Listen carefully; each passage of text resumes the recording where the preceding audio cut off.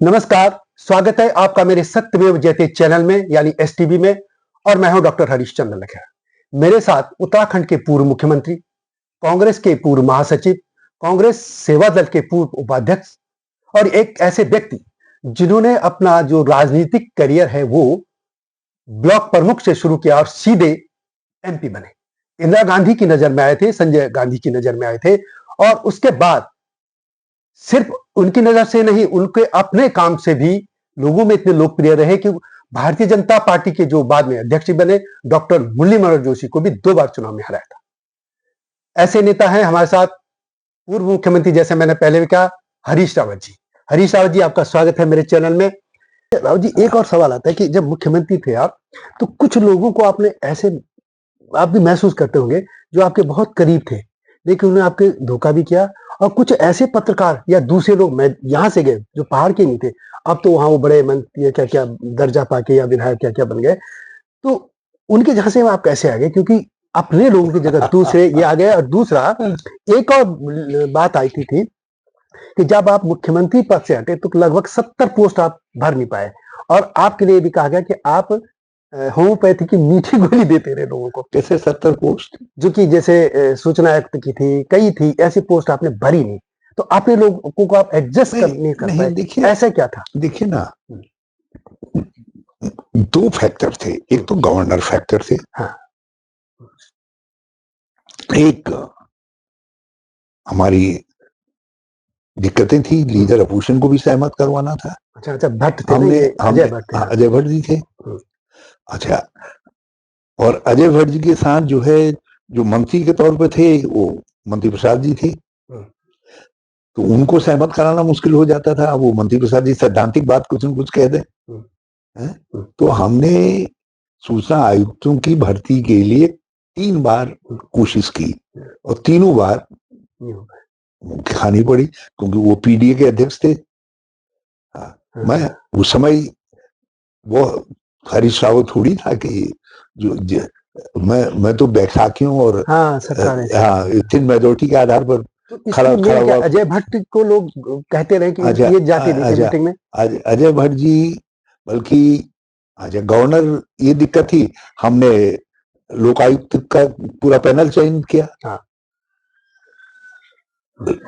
लोकपाल का, लोकायुक्त का हमने पूरा पैनल चयन किया, लोकायुक्त सब कर दिए।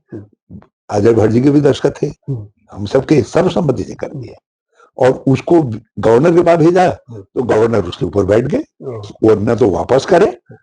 कई रिमाइंडर, पहले तो एक आध बार कुछ क्वेरीज पूछी उन्होंने, हमने जवाब दे दिया, तो उनको लगा अब कोई वो रास्ता नहीं रहा, तो उसके ऊपर बैठ गए, क्योंकि केंद्र का दबाव था। केंद्र सरकार ने, बल्कि उसमें अजय भट्ट जी को डांटा भी कि तुमने कैसे, वो आगे मेरे जहां से मैंने एक व्यक्ति उनके कहने पर डाल दिया उसमें, तो वो उन्होंने कर दिया दस्तखत। तो फिर इन्होंने, निशंक साहब ने एक अर्जी लगाई गवर्नर के वहां, उसके आड़ में, उस अर्जी के आड़ में लोकायुक्त की नियुक्ति रुक गई। नहीं तो हम तो लोकायुक्त भी करके गए, एक समय ऐसा था, लोकायुक्त भी करके गए थे। आप जो आपने सवाल इसमें पूछा कि कुछ लोग क्या ये वो सब जो है, देखिए, मैंने किसी भी ऐसे व्यक्ति को नहीं नियुक्त किया जो डिजर्विंग ना हो, या जिनका राज्य में योगदान न रहा हो, या जिनका कांग्रेस के साथ योगदान नहीं रहा हो। कुछ लोग उनमें से ऐसे भी हैं उन्होंने उस पावर का भरपूर इस्तेमाल किया, और लेकिन मेरे विश्वास का भरपूर इस्तेमाल किया, मगर उनको पद जो दिया मैंने, उनके अतीत की सेवाओं को और उसको लेकर के दिया, पार्टी के लिए उपयोग को लेकर के दिया। इसका दूसरा पार्ट रह गया। अब वो जब हम हार गए चुनाव, तो उसके बाद उनको लगा कि अब तो हरीश रावत आएगा नहीं, तो अपनी अपनी मजबूरियां होती है, तो कुछ तो रही होंगी मजबूरियां, कोई यूं ही बेवफा नहीं होता। इसलिए मैं उस विषय में तो ज्यादा नहीं कहूंगा, लेकिन इतना जरूर है कि जिनको भी बनाया हमने, उन्होंने पूरी क्षमता से, योग्यता से, उस योग्य थे, इसलिए बनाया उस समय जो है। अब जो मेरा स्टिंग जहाँ से स्टिंग भी, और दूसरी इसी में थोड़ा और जोड़ो कि आज भी यही टेंडेंसी है, चाहे बीजेपी रही हो या कांग्रेस भी, तिवारी जी के जब समय से भी और आज भी, कि जो अपने पहाड़ के पत्रकार हैं, वो दूसरे स्टेट में आपके यहाँ मीटिंग होती है तो वो लोग बुलाते हैं अपने लोगों को। हमारे जो चाहे एमपी हैं या कोई अपने लोगों को इग्नोर करता है। एक आप अकेले व्यक्ति हैं जो आपके लिए आज भी आप पुरानी परंपरा के कांग्रेसी, दरवाजे सबके खुले हैं। अब एमपी के दरवाजे बंद हो गए, सीएम बाहर के पत्रकारों को, एक संपादक है उनके लिए वो पूरा रेड कारपेट बिछता है, वहां अपने लोगों को मिलते नहीं है। ऐसी उस जमाने से एक ऐसा क्यों है? आपको पता ही है जो स्टिंग वाला मामला है, क्या है ये पूरा ऐसी टेंडेंसी की पहाड़ियों को? देखो सत्यता यह है,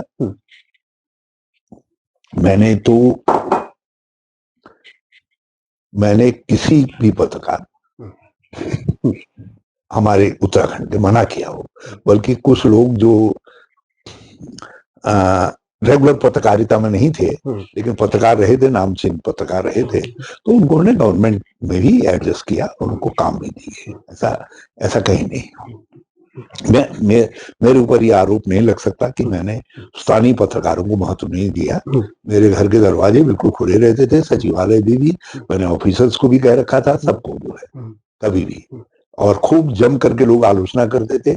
बल्कि विज्ञापन, 3 विज्ञापन होते थे और मेरे ऊपर आरोप लिखा जाता था। छोटे छोटे जो अखबार भी थे वो अपनी धारणा से चलते थे, लेकिन मैंने कभी उनके उसमें नहीं किया। बल्कि ये जो आपके वो हैं जो दूसरे तरीके का आजकल चैनल चल गए हैं हमारे, तो इनको भी इंटाइटलमेंट दिया मैंने इस बात का कि इनको भी सरकार के विज्ञापन मिलेंगे, सरकार के विज्ञापन मिलेंगे। और उधर पत्रकारों के लिए पेंशन से लेकर के पत्रकार परिषद का वो कल्याण कोष आदि सब में गठन करके गया। तो हमने इम्प्लीमेंट नहीं हुआ, लागू नहीं किया उन्होंने। नहीं लागू है, पेंशन है वहाँ पे? हाँ पेंशन भी है, और पेंशन भी है 60 साल के ऊपर के सब उनके पत्र। और मैंने ये भी उसमें ये कर दिया कि उसके लिए कोई वो पत्रकार होना जरूरी नहीं है, क्या कहते हैं जो रिकॉग्नाइज होता है इनसे, वो होना जरूरी नहीं है। कोई भी पत्रकार जो पत्रकारिता करता है, स्टिंगर शब्द लिख दिया हमने, कहा किसी तरीके का स्टिंगर, लोकल किसी अखबार का भी स्टिंगर है तो उसको भी जो है ये पेंशन का भी लाभ मिलेगा और पत्रकार कल्याण कोष का भी लाभ मिलेगा। कल्याण कोष भी स्थापित किया। अच्छा राव जी, और उसमें मान्यता के लिए जो बॉडी थी, वो बॉडी भी हमने पत्रकारों की बनाया, हमने सब कुछ किया। मेरी ये रहा कि मुझको असल में हरीश जी, मैं 2008 में इधर आ गया, तो मेरी आदत है जब मैं जिस काम में लगता हूं तो पूरी तरीके से रम जाता हूं। यहाँ रम गया तो यहाँ, वहां रम गया तो वहां। तो मैं इधर दिल्ली में रम गया। मुझे ये डेवलपमेंट मालूम ही नहीं था कि एक कलाकार पत्रकार है जिसने निशन जी का भी स्टिंग किया है, जिसने खंडूरी जी को भी कंट्रोल में रखा। उनके कोई सारंगी थे, सुना उनका एक बड़ा भारी स्टिंग था उनके पास, उन्होंने खंडूरी जी को भी कंट्रोल में रखा है। मुझे ये भी मालूम नहीं था कि उनका इस्तेमाल एक भूतपूर्व मुख्यमंत्री करते हैं अपनी ही पार्टी के मुख्यमंत्रियों को अस्थिर करने के लिए। ये भी मुझे उसकी कलाकारी मुझे मालूम नहीं थी। और मुझे ये भी मालूम नहीं था कि वो हमारे किसी एक मंत्री के अच्छे दोस्त हैं, पार्टनरशिप है उनकी, और वो स्टिंग करते हैं और उसके जरिए सब कुछ करते हैं। इत्तेफाक ऐसा रहा कि जब स्प्लिट हुई तो एक योजना बना करके ये कहा गया कि हरीश रावत जो लोग निकल गए हैं बाहर, उनसे बात नहीं करना चाहता, बुलाना नहीं चाहता, नहीं तो वो वापस आ सकते। दिल्ली में भी वातावरण बनाया गया, और यदि आप अंबिका जी से कहेंगे तो वो भी उस वातावरण के प्रभाव में आ गई थी। तो ये बनाया गया कि हरीश रावत नहीं आने देना चाहता है उनको, वो ये समझ रहा है कि छुटकारा मिल गया मुझको इनसे, वो तो नहीं तो वापस आ सकते हैं। अच्छा, हरक सिंह जी उसमें रोल प्ले कर रहे थे।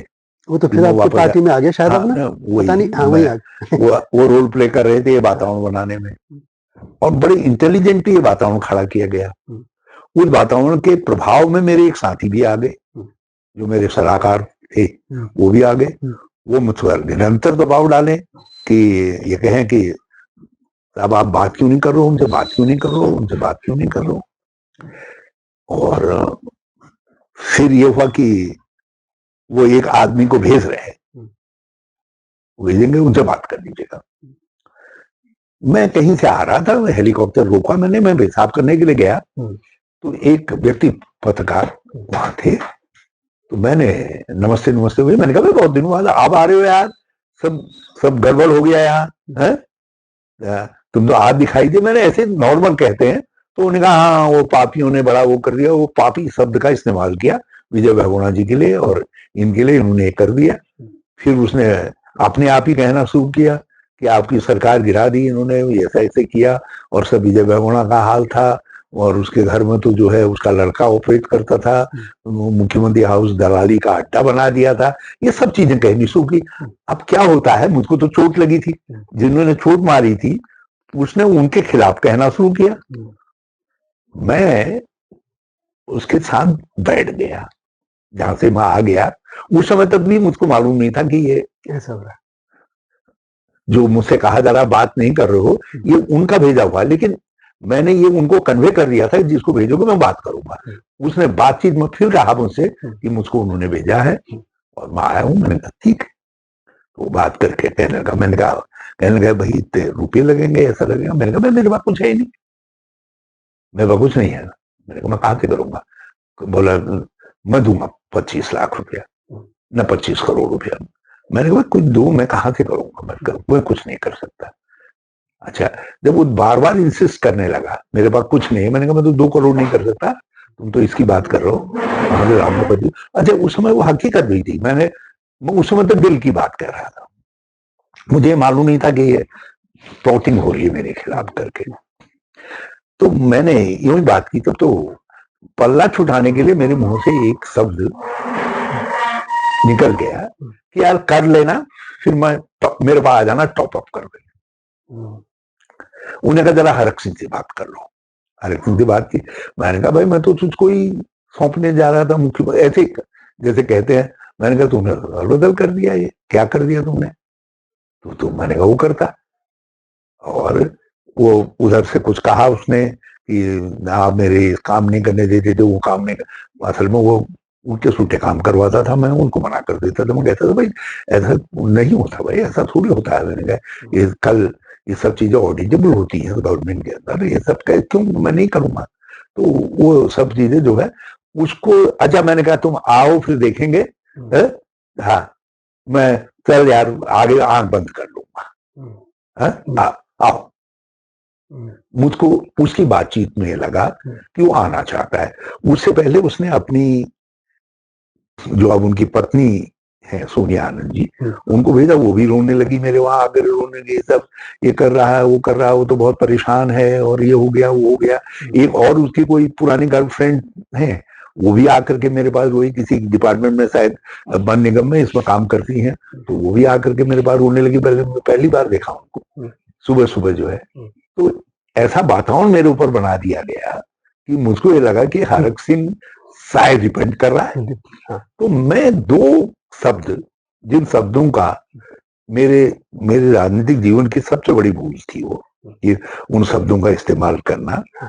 और कानूनन उसमें कोई जुर्म नहीं बनता है, कोई बनती चली गई लोगों में। कानूनन कोई जुर्म नहीं बनता है। कानून में तो तब जुर्म, मान लिया आप मेरे पास आकर के कहें मैं आपको लाल किला बेच रहा हूँ, और मैं कहूँ मैं आपके नाम पर जो है 2 स्टेट बैंक ऑफ इंडिया कर दे रहा हूँ, तो इससे कोई जुर्म थोड़ी बनता है। तो मैंने भी वैसे ये आना टॉप अप कर देंगे कह दिया होगा, तो उससे जुर्म तो नहीं बनता है। लेकिन समाज की निगाह में धारणा बन गई, और उन्होंने मुझको उसमें फांस लिया। और वो स्टिंग, अच्छा जब तक मैं संभला उस हिस्से को कोई नहीं देख रहा है। मैंने लास्ट में उनसे कहा, मैंने कहा भाई तुम करना जो करो, मैं कोई मतलब नहीं, मैंने जो बात की है कुछ नहीं, तुमको कुछ करना है जो करना है अपने आप करो, मैं कुछ नहीं करूंगा। ये भी कहा है मैंने सबसे लास्ट में। लेकिन वो तो जनता तक गया नहीं, जनता तक ये 2 शब्द हमारे जो, तो मीडिया के दोस्त हैं, हाँ? और उनके लिए वो सब सब्जेक्ट था, उन्होंने वो सब पहुंचाया, भाजपा ने भी उसको पहुंचाया। तो ये हकीकत है, ये हकीकत है कि आउट ऑफ इग्नोरेंस उस व्यक्ति के विषय में उसकी वास्तविकता को न जानना। हाँ, एक व्यक्ति जो वहां की राजनीति में है और वो इतना आंख कान बंद रख रहा है, अब वो 5-6 साल मैंने कहा कान बंद ही रखे कतई, क्योंकि मैं यहाँ इतना इन्वॉल्व हो गया अपने काम में कि मुझे उधर का मैंने जानकारी ले ली। ये इतना बड़ा कलाकार है ये मालूम नहीं रहा, नहीं तो मैं और सफलता। लेकिन उसने मेरी स्वाभाविक जिज्ञासा विजय भगवाना को बड़ा पापी, महापापी, क्या क्या शब्द का इस्तेमाल कर रखा है। मुख्यमंत्री हाउस को जो है दलाली का अड्डा बना दिया था, उसका लड़का दलाली करता था, तो क्या क्या कुछ नहीं कहा है। अच्छा रावत जी, ये बताइए, मुझे खुद याद है, मैंने पहले भी इसी इंटरव्यू में पहले नहीं, मैं इसलिए कह रहा हूँ। हाँ, मैं उत्तराखंड के लोगों से मुझे एक बड़ी शिकायत है। हाँ, मेरे से तो ये सवाल कर लिया कि आपने टॉप अप कैसे कह दिया। उस एक व्यक्ति जिसकी हकीकत अब लोगों को मालूम पड़ गई है कि क्या है, उस व्यक्ति के कहने पर मेरी सारी अतीत की वफादारियां उत्तराखंड के साथ लोगों ने भुला दी। लेकिन विजय भगवाना जी के लिए, जिनके लिए कह रहा है कि महापापी हैं, दलाली का अड्डा बना दिया है, उनके लड़के ने सब बिना दिए लिए वहां कुछ काम नहीं होता, क्या क्या शब्द कह रखे हैं, और उनके बेटे को चुनाव जिताते दिए। ये तो उत्तराखंड है, मंत्री है शायद ना, कैबिनेट मंत्री है ना उनके बेटे। उत्तराखंड, यही तो ये उत्तराखंड है। तो ये दूसरे मापदंड कैसे? मेरे तो खाली शब्दों की फिसलन है वो जो, और मैं इस बात को एडमिट करता हूं कि इस टीचर पर मुझसे इस बात की अपेक्षा नहीं की जाती थी कि मैं उनसे कहूं कि आना यार, तुम आओ, आप छोड़ो, आंख बंद कर लूंगा। तो चाहे मैं उसको धोखा देने के लिए कह रहा था, लेकिन ये अपेक्षा नहीं की जाती है। ये बताइए, मगर लोगों से भी तो एक अपेक्षा करनी चाहिए। तुम डबल स्टैंडर्ड क्यों कर रहे हो? ये थे हमारे साथ उत्तराखंड के पूर्व मुख्यमंत्री हरीश रावत जी। अभी उनके साथ बातचीत का और लंबा सिलसिला जारी रहेगा। अगली बार और इसमें वीडियो आएंगी, उसको भी देखिएगा, अपने कमेंट अवश्य लिखिएगा, ताकि हम इस पे फिर रावत जी के सामने उस बातों को रखें कि ये लोगों ने ये बातें कही। तो जल्दी आऊंगा नई स्टोरी के साथ, तब तक नमस्कार। और मेरे दूसरे चैनल को हिमालय लोग को भी देखिएगा। नमस्कार। हिमालय पे पेड़ हो तो गीत गाएंगी नदियाँ, गीत गाएंगी नदियाँ। पेड़ों पे चिड़िया है तो गीत गाएंगी नदियाँ, पेड़ों पे चिड़िया है तो गीत गाएंगी नदियाँ। माँ की लोरी जैसे होते हैं नदियों के गीत,